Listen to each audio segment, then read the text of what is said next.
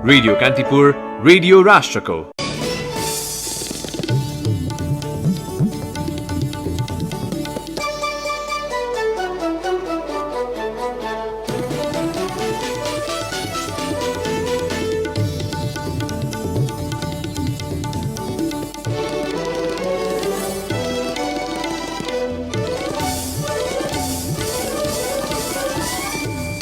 जनचाहना अनुसार राज्य प्रणालीमा आमूल परिवर्तन आए पनि अन्योलपूर्ण राजनीतिका कारण स्थायित्व र समृद्धिको नारा भने ओझेलमा दलहरूभित्र आन्तरिक खिचातानी कायम रहँदा जनताका दुःख भने जिउका त्यौं। यमपञ्चकको मुख्य दिन आज भाइटिका लगाइयो। नेपाल सम्मत 1141 पनि आजै सुरु। नेपालीको बसोबास बाक्लिएसँगै अस्ट्रेलियामा दशैं तिहार जस्ता ठूला पर्व मनाउने क्रम बढ्दो।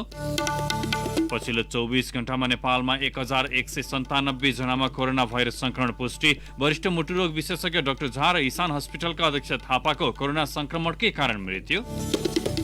कोरोना भाइरस विरुद्धको खोप 95% सम्म प्रभावकारी रहेको अमेरिकन कम्पनी मोडेर्नाको दावी। पछिल्लो 1 महिनामा 30,000 जनामा सुरक्षित परीक्षण गरिएको भनाई। र अस्ट्रेलियामा डिसेम्बर 10 देखि सुरु हुने बिग बास 2020 क्रिकेटमा 3वटा प्रमुख नियम परिवर्तनको प्रस्ताव। नमस्कार, कान्तिपुर डायरीबाट साथी बासु अनि तेजेन्द्रको समाचार अब विस्तारमा। सुरुमा कान्तिपुर सविस्तार। कान्तिपुर सविस्तार। हरेक राजनीतिक परिवर्तनमा मुखरित हुने नारा समृद्धि र स्थायित्व हो, तर दल र तिनलाई नेतृत्व प्रदान गर्ने व्यक्तिमा राजनीतिक अनि लोकतान्त्रिक चरित्र नहुँदा मुलुकमा राजनीतिक स्थायित्वको मुद्दा सधैँ ओझेलमा पर्ने गरेको छ। स्थिर सरकार नहुँदा जनताका आकांक्षा पूरा भएनन् भन्नेहरू नै बलियो सरकारको नेतृत्व गरेर सत्तामा पुग्दा पनि जनताले खोजे जस्तो राजनीतिक स्थायित्व कायम हुन सकेको छैन। संविधान जारी भएपछि मुलुक राजनीतिक स्थायित्वतर्फ अग्रसर भएको र अब विकास र समृद्धि देशको प्राथमिकता हुने धेरैको अपेक्षा थियो, जुन आफैमा केही हदसम्म सही पनि थियो। तर त्यसपछिको निर्वाचनबाट प्रचण्ड बहुमत हासिल गरेको राजनीतिक दल नै आन्तरिक किचलोमा फस्दा जनतामा निराशा पैदा भएको छ। विश्लेषक चन्द्रकिशोर संविधानले प्रष्ट गरेको दिशा र प्रक्रियामा सामेल हुनुको साटो व्यक्तिलाई प्रधान मानेर हिँड्दा अहिलेको अवस्था आएको तर्क गर्छन्। समग्र राजनीतिक प्रक्रिया, त्यसमा सरकार पनि छ, विपक्ष पनि छ, त्यो पनि संविधानले निर्धारित गरेको लक्ष्यको दिशामा गइराखेको छ कि छैन भन्ने महत्त्वपूर्ण हो। हामी के भइदियो भने दलभित्रको असहमति र बेचखितीले गर्दा समग्र राजनीतिक प्रक्रिया नै किचलोमा फस्यो, दलदलमा फस्यो, जसले गर्दा जनतामा नैराश्यता उत्पन्न भइराखेको छ। र हामीले शक्तिशाली सरकार भएर पनि राजनीतिक स्थिरता भनेर बुझ्छौँ। स्थिरता भनेको कुरा सापेक्षिक हो। त्यो भनेको त्यही प्रक्रिया र दिशा निश्चित भयो भने बाँकी हलचल ड्राइभर फेरिए पनि नो प्रब्लम। तर हामी कहाँ त्यो बुझिएन। हुन पनि नेपालका कुनै पनि राजनीतिक दलहरू आन्तरिक कलह मुक्त छैनन्। कमजोर प्रतिपक्षी पाएको नेकपा आफै भित्र लडिरहेको छ। जनताको सवालबाट विमुख भएको सत्ता पक्षलाई खबरदारी गर्नुपर्ने प्रमुख प्रतिपक्षी नेपाली कांग्रेस गुट व्यवस्थापन गर्न नसक्दा आन्तरिक प्रतिपक्षीको चेपुवामा परेको छ। जनता समाजवादी दल त छ, तर यसको एकताले पनि मूर्त रूप लिन बाँकी छ। अबको वैकल्पिक शक्ति भन्ने राप्रपा अनि साझा र विवेकशील पनि टुटफुट भन्दा माथि उठ्न सकेका छैनन्। नेकपाका युवा नेता ठाकुर गैरे मुलुकमा अनेकन पार्टी भए पनि समाजसँग उनीहरू जोडिन नसकेकाले राजनीतिक स्थायित्वको मुद्दा जिउको त्यौं रहेको तर्क गर्छन्। देशमा थुप्रै पार्टी चाहिँ गठन भए, हामीले लामो यात्रा तय गरेका पार्टीहरू पनि हाम्रो देशमा छन्, तर ती सबै पार्टीहरू बन्ने प्रक्रियामा छन् र ती पार्टीहरू जुन रूपमा त्यसको समाजको चाहिँ समग्र बहुआयामिक पक्ष, त्यसको सिद्धान्त, नीति, विचार, दृष्टिकोण, लक्ष्य, उद्देश्यका हिसाबले पार्टी जुन रूपमा बन्नु पर्ने थियो बन्न सकिरहेको छैन। हामी त्यो बन्ने प्रक्रियामा छौँ भन्ने मलाई लाग्छ। अर्का विश्लेषक सुदर्शन आचार्य व्यवस्था परिवर्तनपछि सबै थोक हासिल हुन्छ भनेर जनतालाई आश्वासन मात्रै बाँड्ने, तर दलको आन्तरिक लोकतन्त्र कमजोर हुँदा अहिलेको निराशा उत्पन्न भएको बताउँछन्। यसले कालान्तरमा व्यवस्थाप्रति नै अविश्वास पैदा गर्ने उनको शंका छ। यति धेरै सत्ता पलट हुने, राजनीतिक दल भित्र पनि असाध्यै ठूलो अविश्वास पैदा हुने र एउटाले अर्कोलाई फरक राजनीतिक दलको मान्छेलाई, व्यक्तिलाई वा पार्टीलाई नजिक ठान्ने, तर आफू भित्र चाहिँ असाध्यै ठूलो तिक्ततापूर्ण जुन स्थिति देखा पर्यो। सिस्टमलाई, पद्धतिलाई हामी दोष नदिउँ, यसका सञ्चालकहरू नै दोषी हुन् र सञ्चालकहरूमा हामीलाई जनताले के आधारमा कति समयका लागि कुन प्रकारको म्यान्डेट दिएका हुन्, त्यो म्यान्डेटलाई कार्यान्वयन गर्न र जनताप्रति इमानदारिता देखाउनका निम्ति हामीले के गर्नुपर्छ भन्ने कुराको राम्रो अनुभूति नै उहाँहरूलाई नभए तर नेकपाका नेता गैरे पार्टी भन्दा पनि व्यक्ति ठूलो ठान्ने प्रवृत्तिको अन्त्य नभएसम्म समस्या समाधान नहुने देख्छन्। सत्ता र पार्टीलाई अलग ढंगबाट सञ्चालन गर्नुको साटो दुवैको नेतृत्व एउटैले गर्नुपर्छ भन्ने महत्वाकांक्षा नै समस्याको जड भएको उनले सुनाए। सरकारको नेतृत्व गर्ने व्यक्तिले सरकार पनि आफ्नो एकछत्र बनाउने र पार्टीको सत्ता पनि आफूले आफ्नो नियन्त्रणमा कायम राख्ने प्रयत्न हुने र त्यसलाई चाहिँ अलोकतान्त्रिक तरिकाबाट त्यस्तो गतिविधि गर्ने कुराले यो समस्या भएको हो भन्ने मलाई लाग्छ। पार्टीको आन्तरिक लोकतन्त्र सुदृढ नबनाइकन, सुनिश्चित नबनाइकन, पार्टीको आन्तरिक जीवनलाई चाहिँ लोकतान्त्रिक ढंगले चलाउने ठाउँमा नउभिन्जेलसम्म यो कुरा निरन्तर रहन्छ भन्ने मलाई लाग्छ। व्यक्तिवादी केन्द्रियताको उपज नै अहिले मुलुकका राजनीतिक दलहरूको मूल समस्या भएको गैरेको बुझाइ छ। पुँजीवादका, दलाल पुँजीवादका विकृत प्रवृत्तिहरू चाहिँ हाबी हुँदै गए, जसले गर्दाखेरि हामीले सिद्धान्त पनि छोड्ने, संगठनको मान्यता र विधि पद्धति पनि छोड्ने र आफ्नोलाई के मन लाग्छ, आफ्नो के अनुकूल हुन्छ, आफ्नो के गर्दा हित हुन्छ भन्ने कुरा चाहिँ मुख्य ठान्ने कुरा नत्यागेसम्म हाम्रो यो अवस्था कायम रहन्छ। अमेरिकी अर्थविद हाइमन मिन्स्की भन्थे, स्थिरताले अस्थिरता निम्त्याउँछ। कुनै पनि चीज अधिक लामो समयसम्म स्थिर रहन्छ, उति नै त्यो संकटको बेला अस्थिर बन्ने खतरा हुन्छ। नेपालका राजनीतिक दलहरूको हकमा जनताको आकांक्षाको पारो चढ्नु भनेको संकटको आगमन झैं छ। छनलाई त शिर उठ्ने छानो छ, तर मक्किएको। रेडियो कान्तिपुरका लागि पवन आचार्य। कान्तिपुर सविस्तार।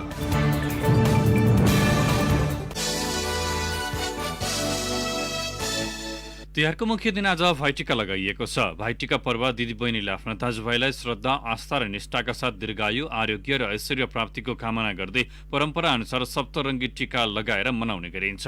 दिदीबहिनीले दाजुभाइलाई टीका लगाएपछि दाजुभाइले पनि दिदीबहिनीलाई लगाउने गरिन्छ। दिदीबहिनीलाई पूजा गर्नाले अखण्ड सौभाग्य र ऐश्वर्य प्राप्त हुने शास्त्रीय मान्यता रहेको छ। लक्ष्मी पूजाका दिन स्थापना गरिएको दियो, कलश र गणेशको आज पूजा गरी मूल थालीमा लेखिएको अष्टचिरञ्जीवी, चित्रगुप्त, यमराज लगायत देवताको समेत पूजा आराधना गरी दिदीबहिनीले दाजुभाइलाई तेलको धाराले छेकेर परम्परा अनुसार सप्तरङ्गी टीका, मखमली, सयपत्री वा गोदावरी लगायत फूलका माला लगाइदिने गरिन्छ। नेपाल सम्वत 1141 पनि आज सुरु भएको छ। कार्तिक शुक्ल प्रतिपदाको दिन नेपाल सम्वतको नयाँ वर्ष सुरु हुने गर्दछ। यस वर्ष कोरोना महामारीका कारण भीडभाड हुने कार्यक्रम भने आयोजना गरिएको छैन।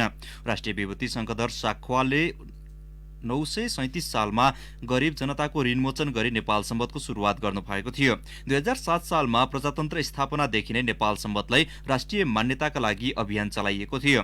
गरिब जनताको ऋणमोचन गराई सामाजिक सेवाको उत्कृष्ट नमुना प्रस्तुत गरेको र नेपालमा मौलिक सम्वत समेत चलाएको कार्यको उच्च मूल्याङ्कन गर्दै 2056 सालको नयाँ वर्षका दिन तत्कालीन प्रधानमन्त्री कृष्णप्रसाद भट्टराईको सरकारले साख्वालाई राष्ट्रिय विभूति घोषणा गरेको थियो। नेपालीको चाडपर्व नेपालमा मात्र नभएर विदेशमा समेत उल्लासका साथ मनाउन थालिएको छ। झन् नेपालीको संख्या बढ्दै गएपछि अस्ट्रेलियामा त नेपालकै झल्को दिने गरी धुमधामसँग दशैं तिहार मनाउन थालिएको हो। थप विवरण सहित अस्ट्रेलियाबाट सहकर्मी नारायण खड्काको रिपोर्ट। कोरोनाका कारण केही सरकारी बन्देज रहे पनि अस्ट्रेलियाभरि रहेका नेपालीलाई यस वर्ष तिहार मनाउन केहीले छेकेन। आफ्ना चेलीबेटीसँग टीका लगाउने मात्र होइन कि देउसी भैलो लगायतका परम्परागत संस्कृति समेत नेपालीले सकेसम्म कायमै राखे। एडिलेडमा रहेकी दिदीसँग भाइटिका थाप्न आएका प्रमोद आचार्य यो पर्व महत्त्वपूर्ण भएको बताउँछन्। अब जति टाढा भए पनि यति कोरोनाको यस्तो बिगबिगी भए पनि अब हामीले यिनीहरूलाई सबैलाई अभोइड गरेर चाडबाड चाहिँ मनाउनै पर्छ भनेर आएको हो। सबभन्दा ठुलो कुरो चाडहरू हामी रहेसम्म चाड मनाउनु पर्छ भन्ने मान्यता भएको हुनाले नै अब म एडिलेडमा आएको हो। खासमा चाहिँ यस वर्ष अस्ट्रेलियाका प्रधानमन्त्री स्कट मरिसनले हिन्दूको महान पर्व भन्दै दिवालीको शुभकामना दिएका कारण समेत यसको महत्त्व यहाँ बढ्दै गएको छर्लङ्ग हुन्छ। तैपनि यहाँ रहेका केही नेपाली भने नेपालमा तिहार जस्ता चाडपर्व मनाउने क्रममा अलि बढी आधुनिकता आएको हो कि भन्नेमा चिन्तित पनि छन्। दमक घर भएकी सरिता निरौला। पछिल्लो समयमा धेरै आफ्नो संस्कारहरू चाहिँ अलिकति बिर्सिँदै आउनु भएको हो कि जस्तो लाग्छ। तर हामी अब विदेशीय पनि हाम्रो नेपाली संस्कार जसरी हामीलाई हाम्रो मम्मी बुवा सिकाउनु भएको थियो त्यही अनुसारले हामी मनाउँदै प्लस हाम्रा छोराछोरीहरूलाई सिकाउँदै त्यसलाई चाहिँ अझै हाम्रो पुस्तासम्म चाहिँ क्यारी गर्दै आएका छौँ। विदेशीय पनि हामी हाम्रो संस्कार हाम्रो त्यो चाहिँ हामीले भुलेका छैनौँ। तर नेपालमा चाहिँ आजकल अब अलिकति डिफ्रेन्ट तरिकाले विदेशी संस्कारहरूलाई चाहिँ एडप्ट गरेर मनाउँदै आएको जस्तो मलाई फिल लाग्छ। सिडनी मेलबर्न लगायतका ठूला सहर मात्र नभएर ग्रामीण सहरमा रहेका नेपालीले समेत यस वर्षको तिहार धुमधामसँग मनाए। संस्थागत रूपमा मात्र नभएर साथीभाइ जम्मा भएर समेत नेपालीले देउसी भैलो खेल्न भ्याएका थिए। झन् त्यसमा तास त छुट्ने कुरै भएन। चितवनका प्रमोद मिश्र। नेपालमा जस्तै चाहिँ घर सर सिँगार्ने, बत्ती सत्ती राख्ने, अनि त्यस पश्चात श्रीमती र छोरीले चाहिँ रङ्गोली बनाए, लक्ष्मी पूजा गरियो, नजिकका साथीभाइहरूको घरमा गएर देउसी भैलो खेलियो, दिदीको हातबाट टीका लगाएर जस्तो नेपालमा मनाइन्छ त्यस्तै तरिकाले चाहिँ मनाइयो यसपालिको तिहार पनि। अस्ट्रेलियामा रहेका केही चेलीबेटीले नेपालमा रहेका आफ्ना माइतीसँग सामाजिक सञ्जालको उपयोग गरेर समेत भाइटिका लगाइदिए। काठमाडौँकी सुनिता अधिकारी चाडबाडको समयमा आफ्ना दाजुभाइ मिस हुनु सामान्य भए पनि यस्ता चाडपर्वले दोस्रो पुस्तालाई संस्कृति सिकाउने बताउँछिन्। हामी नेपाली विदेशमै बसे पनि आफ्नो तरिकाबाट आफ्नो कल्चर कसरी लाने भन्ने कुरा चाहिँ हामीले सबै नेपालकै उसमा गरिरहेछौँ। हुन त अभियसली फ्यामिली भन्ने कुरा मिस भइहाल्छ, स्पेसली यो फेस्टिभलको बेलामा। तैपनि हामी जे जति छौँ यहाँ सबैजना एकै ठाउँमा जम्मा हुन्छौँ, दसैँ तिहार रमाइलो गरेर मनाउँछौँ। अस्ट्रेलियामा नेपालीको जनसङ्ख्या बढ्दै गएसँगै दसैँ तिहार जस्ता चाडपर्व मनाउने क्रममा धेरै तीव्रता आएको छ। झन् पछिल्लो समयमा त दोस्रो पुस्ताका बालबालिकाले नेपाली साडी चोलो दौरा सुरुवालमा सजिएर पर्व मनाउने क्रम बढेसँगै अस्ट्रेलियामा नेपाली परम्परा र संस्कृतिको जगेर्नामा उनीहरू सचेत भएको देख्न सकिन्छ। रेडियो कान्तिपुरका लागि अस्ट्रेलियाबाट नारायण खड्का। कान्तिपुर डायरीमा अब ब्रेकको पालो। कान्तिपुर डायरीमा अब बाँकी प्रसङ्ग। नेपालमा पछिल्लो 24 घण्टामा थप 1197 जनामा कोरोना भाइरसको संक्रमण पुष्टि भएको छ। स्वास्थ्य तथा जनसङ्ख्या मन्त्रालयका अनुसार 735 पुरुष र 462 जना महिलामा आज संक्रमण देखिएको हो। यसअघि नेपालमा हालसम्म कोरोना संक्रमितको संख्या 2,10,973 पुगेको छ। काठमाडौँ उपत्यकामा मात्रै 289 पुरुष र 212 जना महिला गरी 501 जनामा कोरोना संक्रमण देखिएको छ, जसमध्ये काठमाडौँमा 373, ललितपुरमा 84 र भक्तपुरमा 44 जनामा संक्रमण देखिएको हो। मन्त्रालयका अनुसार पछिल्लो 24 घण्टामा 2,934 जना कोरोना मुक्त भएर डिस्चार्ज भएका छन्। यसअघि मुलुकमा कोरोना संक्रमण मुक्त हुनेको कुल संख्या 1,76,364 पुगेको छ। देशभरि सक्रिय संक्रमितको संख्या हालसम्म 33,379 पुगेको मन्त्रालयले जनाएको छ। मन्त्रालयका अनुसार पछिल्लो 24 घण्टामा 4,832 PCR परीक्षण भएको छ। यस्तै पछिल्लो 24 घण्टामा कोरोना संक्रमणबाट नेपालमा थप 9 जनाको मृत्यु भएको छ। यसअघि नेपालमा कोरोनाबाट मृत्यु हुनेको संख्या 1230 पुगेको छ। कोरोना संक्रमणका कारण 2 जना चिकित्सकको मृत्यु भएको छ। त्रिवी चिकित्सा शास्त्र अध्ययन संस्थानका प्राध्यापक एवं वरिष्ठ मुटुरोग विशेषज्ञ डाक्टर सुनिल झा र नेपाल बर्न सोसाइटी तथा इसान हस्पिटलका अध्यक्ष नारायण बहादुर थापाको कोरोना संक्रमणका कारण ज्यान गएको हो। झाको आज बिहान र थापाको गैराती उपचारकै क्रममा मृत्यु भएको स्वास्थ्य तथा जनसङ्ख्या मन्त्रालयले जनाएको छ। दुवैजना चिकित्सकलाई बिरामीको उपचारकै क्रममा कोरोना संक्रमण पुष्टि भएको थियो। पश्चिमी वायुको प्रभावका कारण आगामी 3 दिन मुलुकका अधिकांश स्थानमा हल्का वर्षाका साथै उच्च पहाडी तथा हिमाली भूभागका केही स्थानमा हिमपातको सम्भावना रहेको जल तथा मौसम विज्ञान विभागले जनाएको छ। काठमाडौँ उपत्यका सहित मुलुकभर आज मौसम बदली भएसँगै चिसो बढेको छ।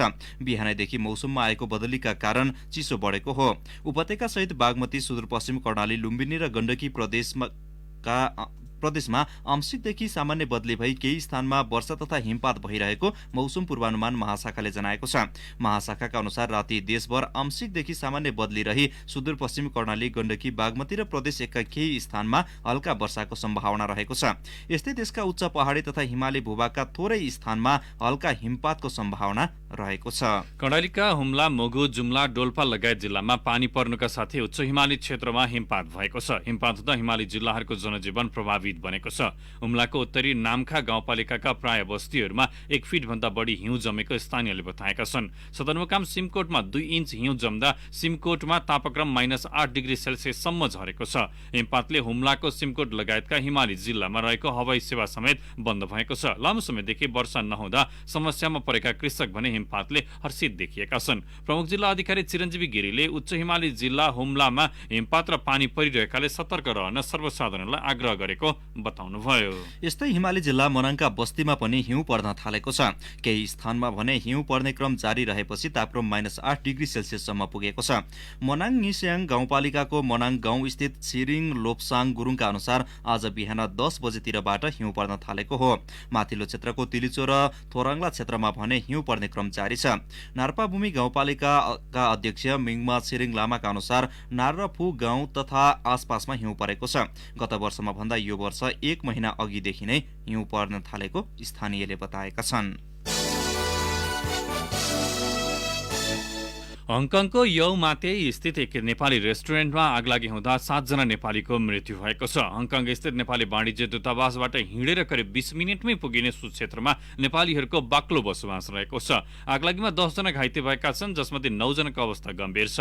प्रारम्भिक जानकारी अनुसार मृतकहरू बागलुङका हुन्। जन्मदिन मनाउन आयोजना गरिएको पार्टीमा सो दुर्घटना भएको प्रारम्भिक अनुसन्धानबाट खुलेको छ। बेइजिङ स्थित नेपाली दूतावासले जन्मदिन वा दीपावलीको रमझमको बेलामा चुरोट वा मोमबत्तीको आगो सिलिङमा सल्किएपछि आगलागी भएको हुन सक्ने बताएको छ। सो रेस्टुरेन्टमा मानिस निस्कने एउटा मात्र ढोका भएकाले उद्धारमा ढिलाइ भएको हुन सक्ने बेइजिङ स्थित नेपाली दूतावासका मिनिस्टर सुशील लम्सालले बताउनुभयो। घाइतेहरूको विभिन्न अस्पतालमा उपचार भइरहेको छ।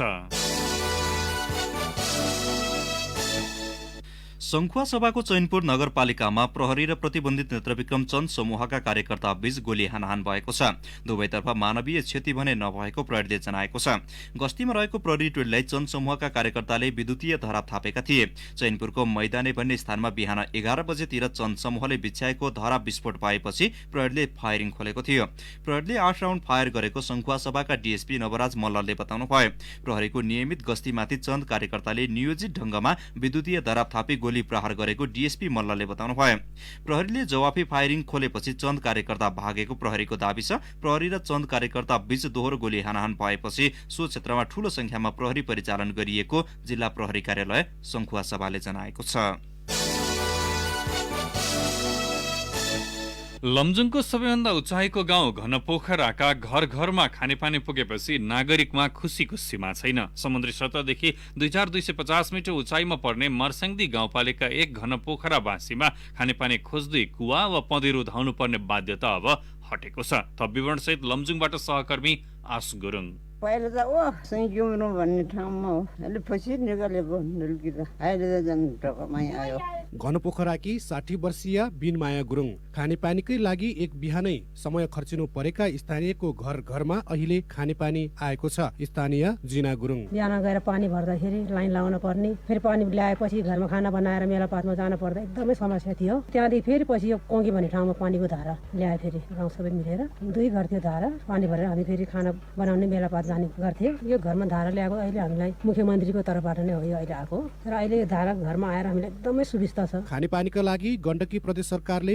1,08,29,000 रुपियाँ सहयोग गर्यो। गाउँले 20,75,000 रुपियाँ बराबरको श्रमदान जुटाए। अहिले घनपोखरा र नायु गाउँका घर घरमा खानेपानी पुगेको उपभोक्ता समितिका अध्यक्ष जित बहादुर गुरुङले बताउनुभयो। यो पानी चाहिँ खास नेको चाहिँ भन्ने मुहानबाट ल्याएको हो। 5-6 किलोमिटरको चाहिँ दूरी पर्छ। खाने उपभोक्ता चाहिँ घनपोखरामा 63 दूरी छ, तल नायुमा चाहिँ 20-25 दूरी छ। व्यक्तिको घरमा सामाजिक रोलमा गर्दाखेरि जम्मा 131 वटा धारा चाहिँ पुरा भयो। अहिले मर्स्याङदी गाउँपालिका भर घर घरै खानेपानी पुर्याउने अभियान सञ्चालन भइरहेको छ। गाउँपालिका अध्यक्ष अर्जुन गुरुङले केही वर्षभित्रै सबैका घर घरमा खानेपानी पुर्याइने योजना रहेको बताउनुभयो। हाम्रो अधिकांश बस्तीहरूमा एक घर खानेपानी सम्पन्न हुँदैछ। केही बस्तीहरू बाँकी छ, त्यसमा चाहिँ हाम्रो प्रदेश सरकार र स्थानीय गाउँपालिकाको तर्फबाट बजेटिङ भइरहेछ। अब छिटै हामी केही वर्षमा सबै बस्तीहरूमा एक घर धारा सम्पन्न गर्छौँ। गण्डकी प्रदेश सरकारले 5 वर्षभित्र हरेक नागरिकलाई आधारभूत खानेपानी पुर्याउने योजना अघि सारेको थियो। आगामी 2 वर्षभित्र प्रदेशका सबै घर घरमा खानेपानी पुर्याइने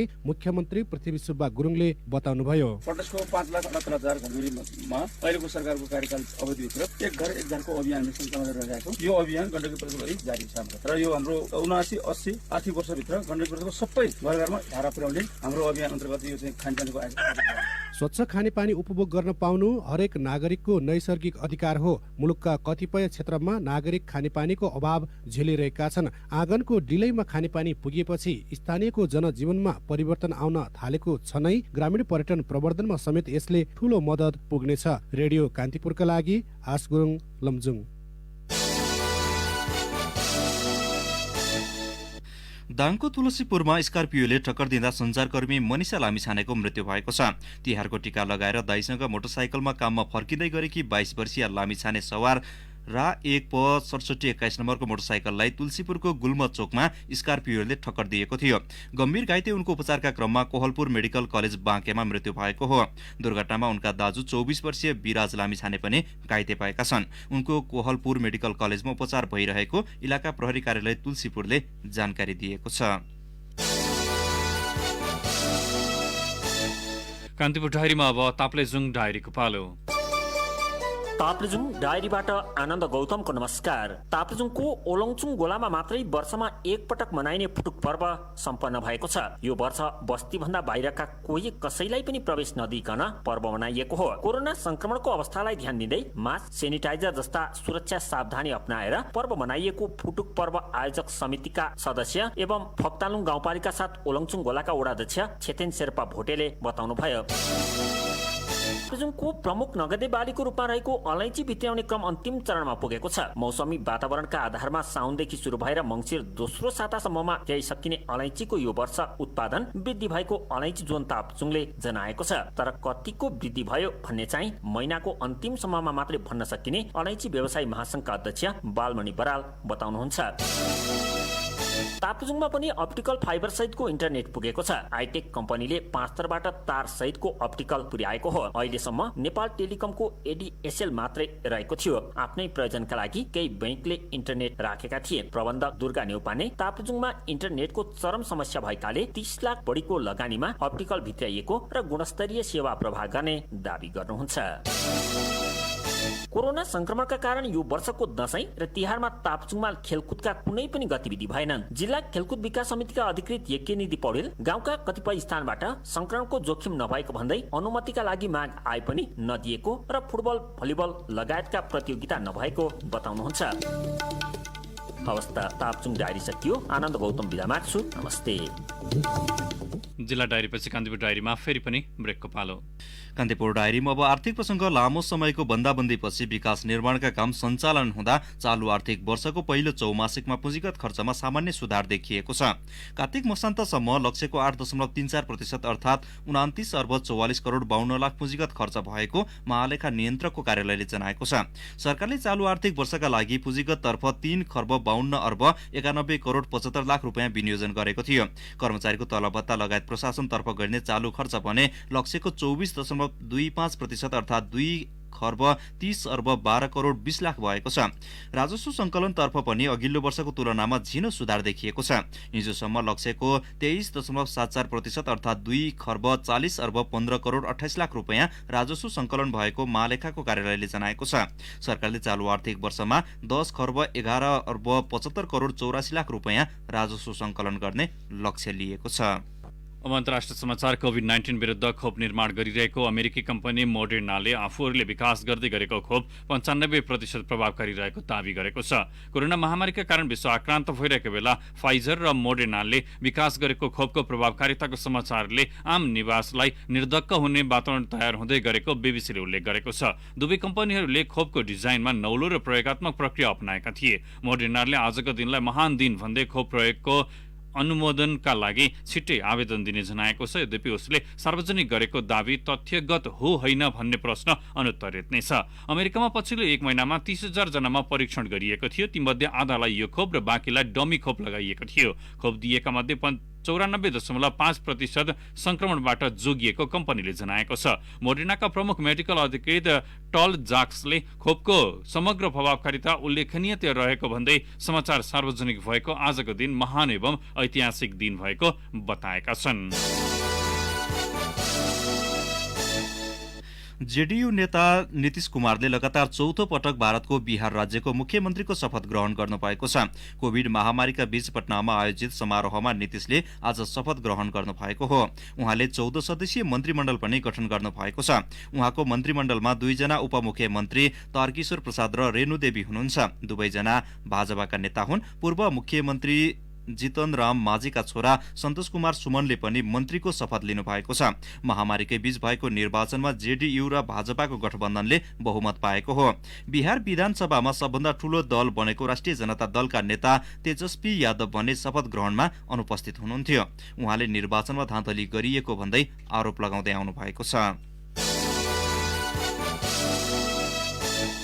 अब एउटा खेल प्रसङ्ग। अस्ट्रेलियामा डिसेम्बर 10 देखि सुरु हुने बिग बास 2020 क्रिकेटमा 3वटा प्रमुख नियम परिवर्तनको प्रस्ताव गरिएको छ। ब्याटिङ र बलिङमा समेत खेलाडी परिवर्तन, पावर प्ले र विजयी टिमका लागि बोनस सहितको अङ्क प्रदान गर्ने गरी नियम परिवर्तनको प्रस्ताव भएको हो। वर्तमान नियम अनुसार फिल्डिङका लागि मात्र खेलाडी परिवर्तन गर्न पाइन्छ। नयाँ प्रस्तावमा टोलीले 2 जना वैकल्पिक खेलाडीको व्यवस्था गर्दै 10 ओभर आसपास परिवर्तन गर्न सक्ने जनाएको छ। अस्ट्रेलियन बिग बास प्रतियोगिता आयोजकले परिवर्तन हुने खेलाडीले 1 भन्दा बढी ओभर बलिङ वा ब्याटिङ नगरेको हुनुपर्ने नियम बनाएको छ। यस्तै 2020 को 6 ओभर बलिङ पावर प्लेलाई 4 ओभरमा घटाउने र ब्याट्सम्यानको चाहना अनुसार थप 2 ओभर लिन पाउने नयाँ व्यवस्था गरिएको छ। वनडेमा ब्याटिङ पावर प्लेको व्यवस्था भए पनि T20मा भने छैन। अस्ट्रेलियन बिग बास प्रतियोगिता आयोजकले विजयी टिमका लागि बोनस अङ्कको व्यवस्था गरेको छ। 10 ओभरको खेलको तुलनामा अगाडि रहने टिमले सो अङ्क पाउने बिग बासले उल्लेख गरेको छ। जाँदा जाँदै आजका प्रमुख प्रसङ्गहरू फेरि एकपटक। जनचाहना अनुसार राज्य प्रणालीमा आमूल परिवर्तन आए पनि अन्योलपूर्ण राजनीतिका कारण स्थायित्व र समृद्धिको नारा भने ओझेलमा दलहरूभित्र आन्तरिक खिचातानी कायम रहँदा जनताका दुःख भने जिउ खात्यौं। यमपञ्चको मुख्य दिन आज भाइटिका लगाइयो। नेपाल सम्मत 1141 पनि सुरु। नेपालीको बसोबास बाक्लिएसँगै अस्ट्रेलियामा दशैं तिहार जस्ता ठूला पर्व मनाउने क्रम बढ्दो। पछिल्लो 24 घण्टामा नेपालमा 1197 जनामा कोरोना भाइरस संक्रमण पुष्टि। वरिष्ठ मुटुरोग विशेषज्ञ डाक्टर झा र इसान हस्पिटलका अध्यक्ष थापाको कोरोना संक्रमणकै कारण ज्यान गयो। कोरोना भाइरस विरुद्धको खोप 95% सम्म प्रभावकारी रहेको अमेरिकन कम्पनी मोडर्नाको दावी। पछिल्लो 1 महिनामा 30,000 जनामा सुरक्षित परीक्षण गरिएको भनाई। र अस्ट्रेलियामा डिसेम्बर 10 देखि सुरु हुने बिग बास 2020 क्रिकेटमा 3वटा प्रमुख नियम परिवर्तनको प्रस्ताव। हवस् त, यसका साथै कान्तिपुर डायरीका आजका सम्पूर्ण बुलेटिनहरू यही सकिन्छन्। नियमित बुलेटिन भोलि बिहान 6:30 बजेबाट हुनेछ। तबसम्मलाई बासु र तेजेन्द्र बिदा हुन्छौँ। नमस्कार, शुभरात्रि।